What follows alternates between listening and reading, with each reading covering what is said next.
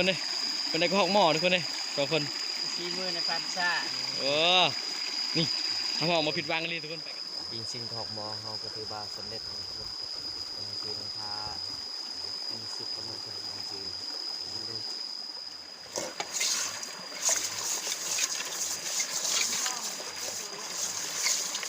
นี่ทุกคนขาดไปคู่เดียวปีงเขาก็ยังเรือน้อยเดียวส่วนอบหมดแล้วทุกคนเลยนี่4 คนเขากินของแซ่บทุกคนเลยหมดแล้วคักส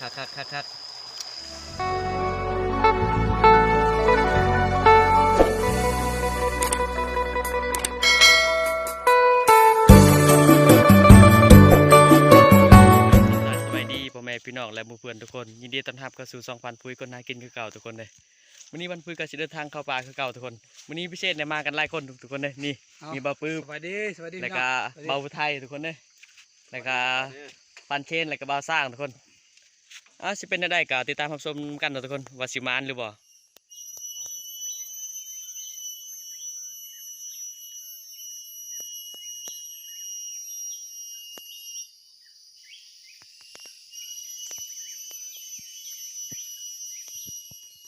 ทุกคนนี่ทีนี้ก็แจ้งนะขอต้นเสาเลยปันสร้างก็อยู่นี่ทุกคนเลยบ่าวไทยกับบ่าวปื้มก็อยู่ทางทุกคนเลยเดี๋ยวสิทำทางออกกันเนาะเพราะว่านี่ก็6 โมงเลยออกยังพันข่าวทุกคนเดี๋ยวจะนั่งข่าวต่อเนาะต่อออกกับนกสิข่าวหรือเปล่าไม่ได้ก็ติดตามลุ้นกันเลยว่าสิได้หรือว่ามันทุกคนทีนี้เขาก็ได้แยกทางกับทีมงานแล้วทุกคนชวนเขาก็สิไปหาลักเสาเนาะทุกคนชวนทีมงานเขาก็อยู่เฝ้ากบหายต่อเนาะพอยิงก็หอกกับนกเพราะว่าอยู่นั่นกันหลายคนนะทุกคน4 คนแหละเขาก็จะได้เลาะลักเสาอีกคนเพื่อว่ามันจะได้กระหอก2-3 ตัวนะทุกคนเดี๋ยวยางมาแต่พอหมูดุดตัวนั้นมันตื่นเอาเมื่อกี้นี่พอก็ไม่ไหม้เลยหอยมันดุดตัวนั้นถ้าเมื่อกี้รถมันตื่นเอาโอ้เสียดายเลยคนนั้นมันได้กึ่นเอาทุกคนมามันดุดน่ากินกี่กระเดือนหรือว่าน่ากินยังเป็นทุกคนนี่หอยมันดุดนี่ตื่นเอาก่อนทุกคนนะกินเสียดายเลยทุกคนนะนี่ทุกคนนะหอยหมูปลาไปเมื่อกี้ทุกคนนี่อิงต้นไม้กี่ต้มนี่ก็ไม่ไหม้เลยทุกคนนะกี่ต้มอิงต้นไม้อยู่แล้วก็ขี่รถมันไปใส่หมูตัวมันตื่นแล้วแหละทุกคนนะปบตัวนี้กี่ต้มกันเลยมันอิงต้นไม้ทุกคนนี่เกือบต้มเลยเสียดายเลยทุกคนใหญ่เลยทุกคนนะหมูปลาเนี่ยคือชิ้นใหญ่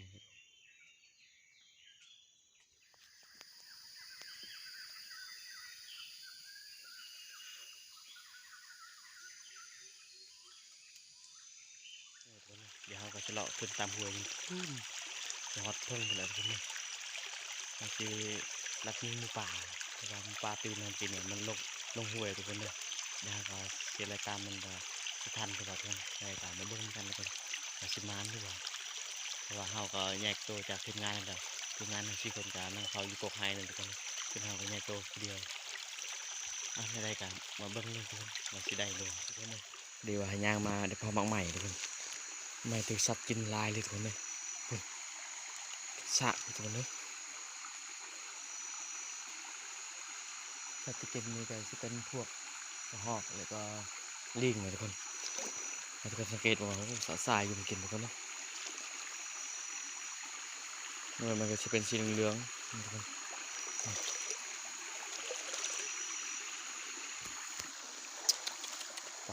สะสายอยู่สัตว์กินทุกคนเลย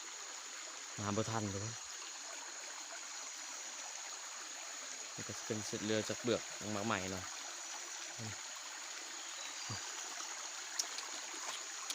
ก็สายอยู่สัตว์กินทุกคนนะบางทีจะเป็นพวกลิงเลยกินแบบนี้ทุกคนลิงกับกระหอกทุกคนนะเต็มเลยนะมาประทันทุกคนนะ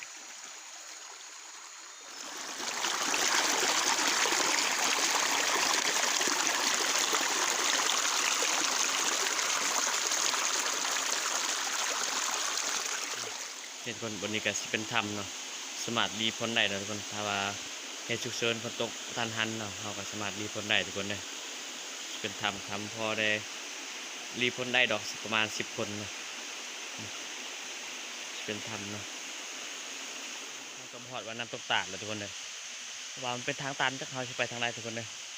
นี่ทางมันจะไปต่อกับบ่ได้ทุกคนเลยมีแต่เขาชิบืนลัดป่าอะไรทุกคนเลยขึ้นภูตัวนี้แหละเขาชิลัด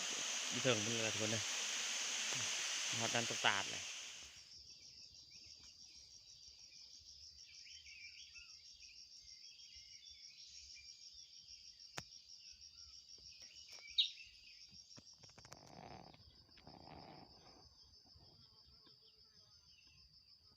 หลังจากที่เราได้เลาะมาจนเมื่อยแล้วทุกคนเดี๋ยวเราก็จะกลับไปหาทีมงานนะก่อนทุกคนเลยเพราะว่าไม่ได้ย่างซ้ำทุกคนเลยเลาะแล้วเศร้านี่ผู้เดียวไม่ได้พอยังเลยทุกคนเดี๋ยวเราก็จะกลับไปหาทีมงานเลยก่อนทุกคนว่าเขาสิได้ยังเนาะทุกคนในการมาเบิ่งกันทุกคนเลยเดี๋ยวเราก็สิมาลุ้นนำทีมงานให้เขาอีกเนาะว่าสิมานหรือบ่สำหรับเรากับบ่มานออกละเศร้าผู้เดียวทุกคนเลยเราก็มาเบิ่งทีมงานดีว่าสิได้ยังเขานางเผาก็มาให้นะทุกคนเอาทุกคนเลยนี่เราก็มาฮอดบ่จอดรถนั่นแหละทุกคนเลยเดี๋ยวเราจะไปหาทีมงานไปก่อนทุกคนเพราะว่าเห็นทีมงานเขาดังไฟทุกคนจะเขาคั่วยังเดี๋ยวจะไปเบิ่งเขาเนาะว่าจะเขาได้ยังทุกคนไปหาทีมงานก่อนทุกคนเห็นว่าเขาคั่วยังทุกคนเขาดังไฟอยู่ทุกคนเลยเห็นทีมงานทั้ง2 คน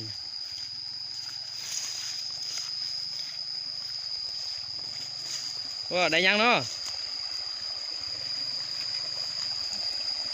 ห้องเรื่องในบ้าน โอ้ได้กระหอกอีก ห้องหม้อตัวง่าย ว้าทุกคนเลยเป็นได้กระหอกหม้อทุกคนเลย2 คน ซีมือในพันชา โอ้นี่เขาหอกมาผิดวางกันเลยทุกคนไปกันในผ่านช้างเขานี่เป็นได้กระหอกหม้อตัวหนึ่งโอ้เป็นกำลังคั่วแล้วแหละเขามาประทันทุกคนเลยแต่ชาวคั่วทุกคนกัน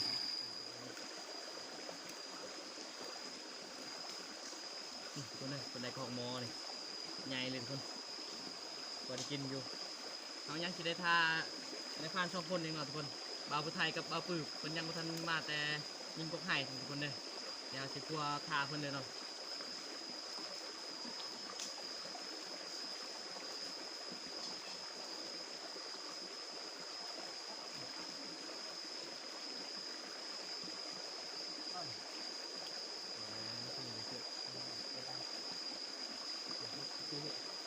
ใช้เรือจางคืนใช้ชื่อ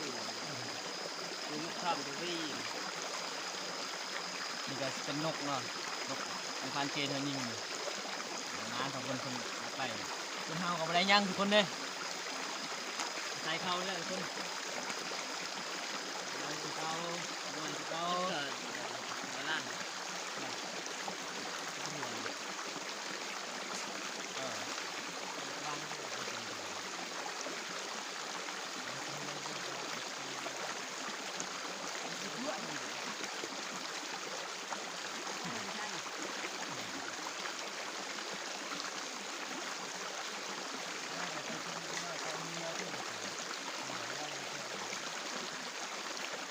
นี่สิ่งของหมอนี่ตัวของหมอดีว่ามาประทันทุกคนเป็นครัวก่อนแหละทุกคนเนี่ยสิ่งของหมอนี่ยาสิเฮ็ด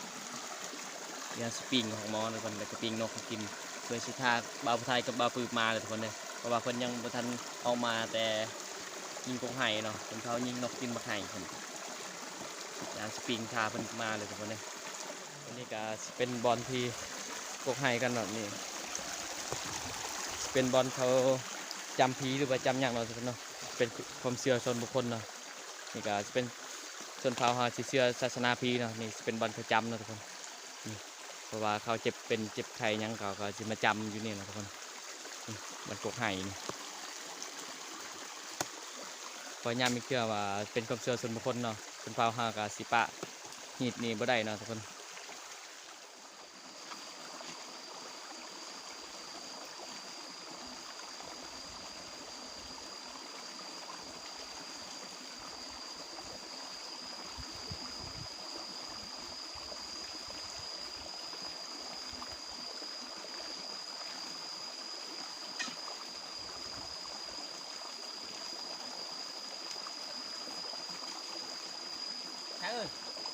ใช่ใช่เด็ดเด็ด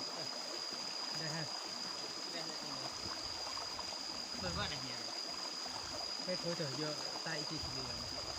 ง่ายจะดีอ่ะอยู่กับน้องงานนี้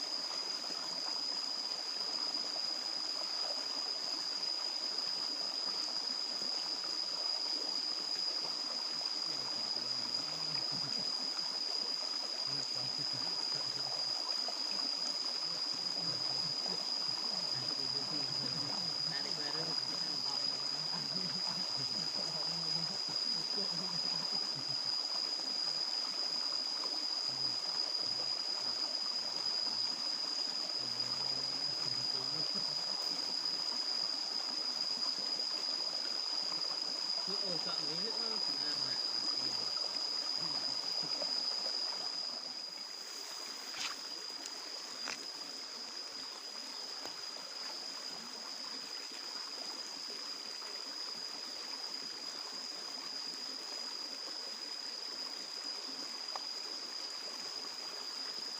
ต้องรวมกันต้องสอง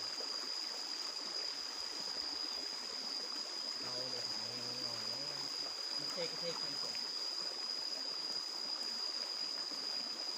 ไอ้ลูกกล่องลูกป่าตัวที่ลูกกล่อง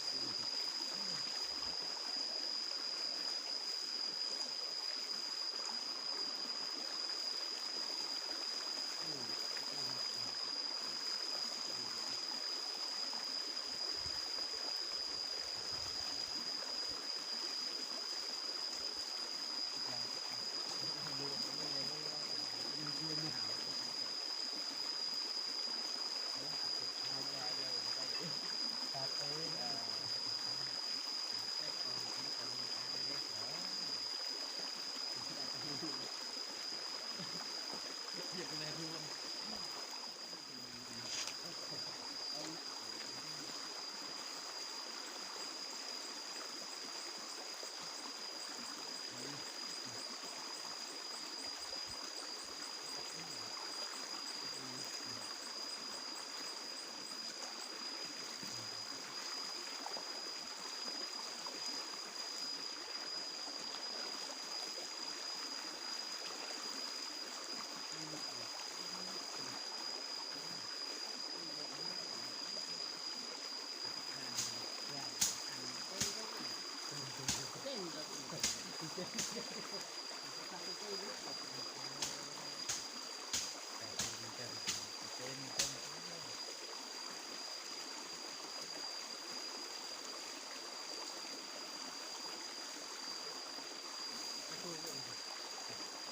แล้วมันข้างบ้านให้น่ะไอ้คือมือตาแก่ก่อน ตอนแรกชาเพื่อน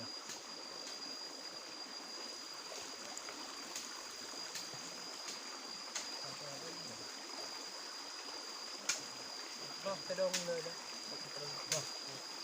แค่เดินไปแค่เดินไปจะปัดเลยล่ะ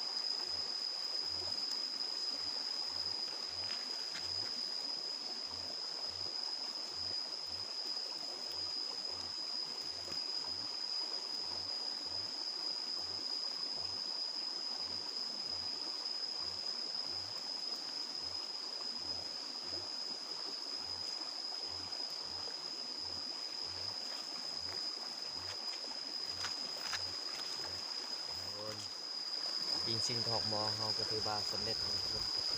คือน้องทาอันนี้สุดกำลังคนคืออันนี้ซิงทอกหมอเฮาก็ถือว่าสำเร็จแล้วทุกคนนะเฮากำลังปิง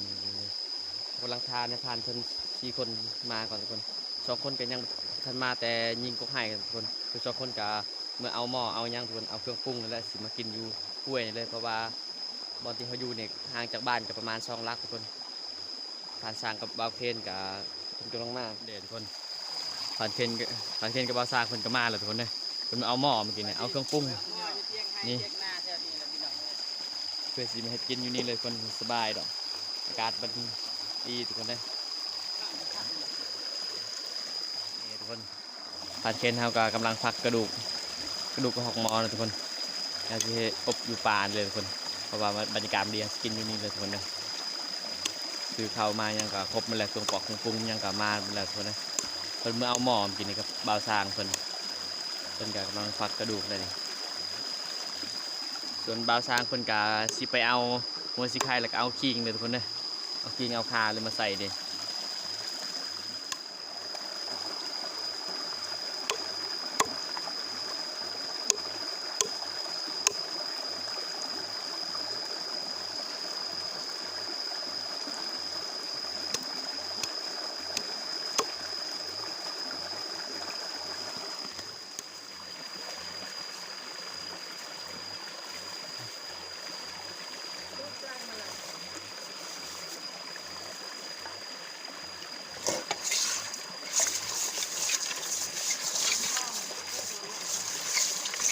ที่เพิ่นก็มานำทุกคนเลยเมื่อกี้นี่พันเทนกับบ่าวสร้างไปนำเพิ่นมานี่นำกินข้าวหม้อน้ำกันนี่เพราะว่าบอนนี้ห่างจากบ้านกับประมาณ2 ลักทุกคนเลยเพิ่นก็เลยมานำนี่ได้สบายดีอยู่ว่าดีนี่ สบายดี เอามานี่บ่ได้เข้าป่าโดนแล้ว แมนนี่นะมากินซีมือพันเทนก็ได้นี่เพิ่นได้กับหอกหม้อนี่ นี่ก็ของหม้อนี่ นี่ซีนปิงกับหอกหม้อ ทานได้ปาน ตัวนี้ก็เป็นอบกับหอกหม้อทุกคนเลยอันใดๆก็ติดตามรับชมกันเนาะว่าสิเป็นอะไรต่อเนาะเพราะบ่าวไทยเพิ่นกับบ่าวปืบบาสิมานหรือบ่าวเพิ่นยังบ่ทันมาจังทุกคนเด้ซีนกับหอกหม้อเฮาก็ถือว่าปิ้งสุกเรียบร้อยทุกคนเด้ผัดเคนเฮากำลังซอยนี่ส่วนพันซางเฮาก็เฮ็ดกำลังเฮ็ดโคกทุกคนเฮ็ดโคกเฮ็ดแจ่วสิจำกับซีนกับหอกหม้อแหละทุกคนเด้นี่ก็สิเป็นตับกับหอกหม้อนะทุกคนเดี๋ยวตำปนกันเลยตำแจ่วของบ้านเราสร้างมาทุกคนเด้ตำแจ่วตับกับหอกหม้อ ตำแจ่วพี่น้อง ตามใจกระตุกเอาทุกคนเนี่ยแบบว่ามันบ่มีครกบ่มีหยังเลยทุกคนแต่จะเป็น สร้างแนมคล้องไหม ทุกคนเอ้ยปิ้งหอมมอก็สุกเรียบร้อยเลยกันทุกคนอบเขาก็สุกเรียบร้อยแล้วทุกคนเอ้ยนี่อยากกินข้าวเลยทุกคนเนี่ยเพราะว่าบาวไทยกับบาวปื้เพิ่นยังบ่ทันมาทุกคนเนี่ยเราจะได้กินข้าวก่อนแหละหิวข้าวแหละเพราะว่ามาแต่4 โมงยังทันกินข้าวจังทุกคนเนี่ยทีมงานเราก็ถือว่าบ่ครบ2 คนทุกคนเนี่ยบาวไทยกับบาวปื้ยังบ่ทันมาเราจะได้กินข้าวก่อนทุกคนเนี่ยเพราะว่าบ่ไหวแล้วต้องมาตั้งแต่4 โมงยังทันกินข้าวเอาจะข้ามแล้วก็ผ่านเกณฑ์เอาจะข้ามแล้วก็ปิ้งอันนี้นี่ปิ้งหอกหม้อนี่เอาที่ข้ามแล้วก็จะเบิ่งนี่แซ่บบ่ อันนั้นผ่านนี่ลองชิมมือปันซี่ลองดูเป็นอะไรแซ่บดูบ่ ลองดูเฮ็ดเองแซ่บเอง ผักแผ่แจ๋วนะเดี๋ยวได้ครับบ่ แซ่บรีบพี่น้องเอ้ย มาทุกคนทานกันทุกคนเลยกินหอกหม้อนี่ นั่นน่ะก็เต่าก็เบิ้ลสัตว์เลยสัตว์คู่ปังตอโอ้ยยิ่งเหนื่อยหลายจัง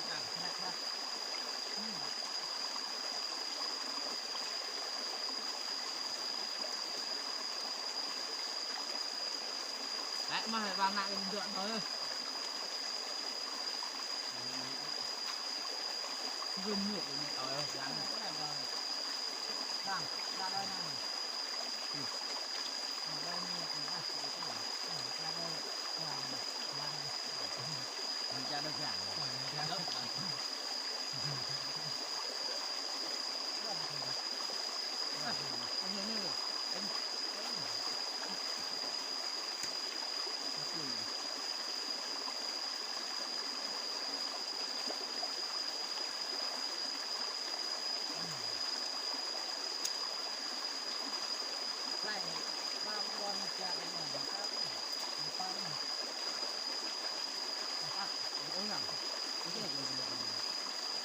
ดึงรอบละ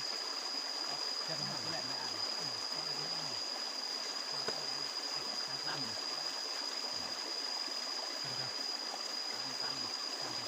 มาด้ามเป็นกรอกจานไปมั่งกาของเขา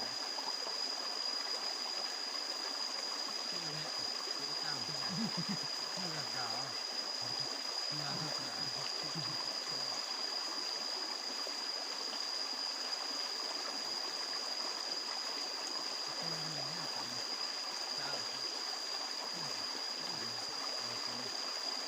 ปลาเลยปลา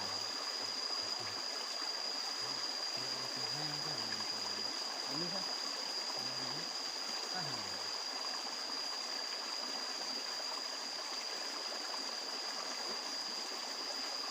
ลองกรอกก็ปั้นก็อีกแล้วขอเพื่อตอนนี้เข้าตั้งใจเลยไม่ใช่น้ำปั่นก็อื่นมันเกิดมากมันจะโตกับเกิดอย่างนี้ปลาบารันปั่นไปต่อทั้งหมดว่าจะได้ปลาปั่นเนี่ยปั่นหรือเนี่ยจะได้ให้ปั่นเนี่ยปั่นแล้วมันจะรวมคือว่านี่เนี่ยปั่นแล้วไปนำไปกินข้าว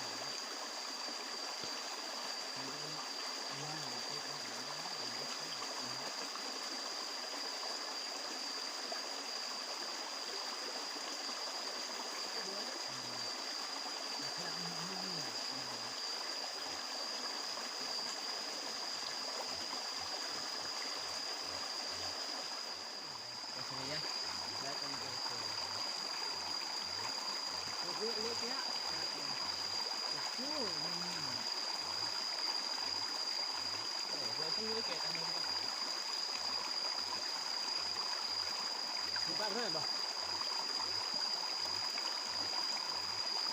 mình phải chạy tròn con luôn đó cái mũi đuối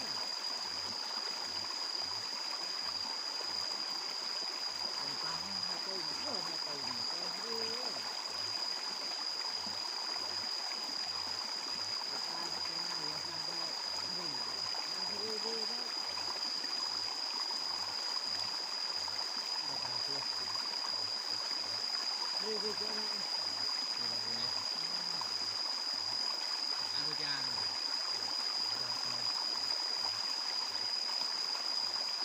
ăn nhẹ cái này cũng hết cả làm cái nhẹ tên nhẹ đầu rồi mới lắm ngày trăm nữa rồi tên nhẹ đầu hai ngày cha tôi có ăn không nhẹ cái này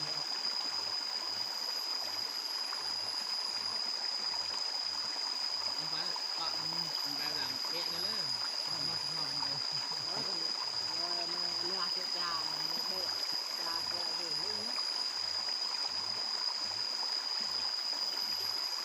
cha có chơi đâu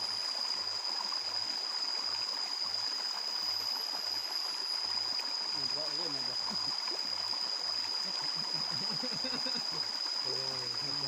xong rồi biết cho như thế cái này được chưa anh ta đặt đấy được chưa anh hiểu rồi mình thu nó hết rồi mà ba luôn thì có thì chưa nó có hết rồi nhiên nó cũng bạn nó được rồi nó rồi lấy lắm vậy ngay cái mà chúng nặng mà tao môn một thầy dưới đó nhà lọt này hai tôiปั้n theo này mà con được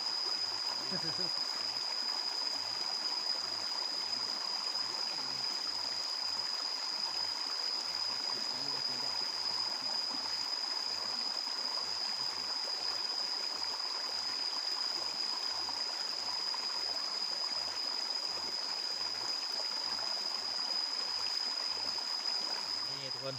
ผ่านไปครูเดียวปิงเขาก็ยังเรือน้อยเดียวส่วนอบ